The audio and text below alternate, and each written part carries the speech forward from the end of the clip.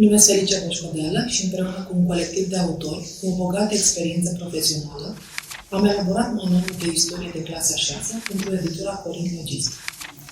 Iată câteva motive pentru care noi credem că ar trebui să alegeți manualul nostru. Manualul de istorie de la editura Corint Logistic este un instrument didactic util care invită elevul și profesorul la o călătorie interesantă în trecut, de la evul mediu către modernitate.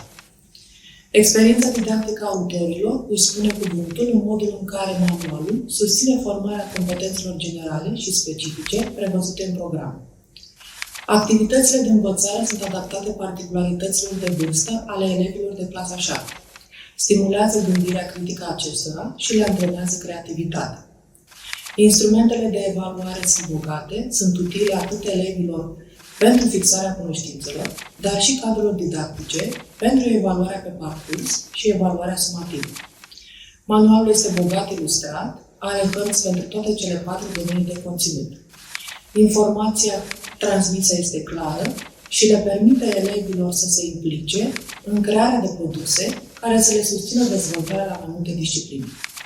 Vă invităm așadar să facem această călătorie împreună cu elevii noștri, să învățăm într-un mod cât mai atractiv istoria și în același timp să ne urmăm profesia.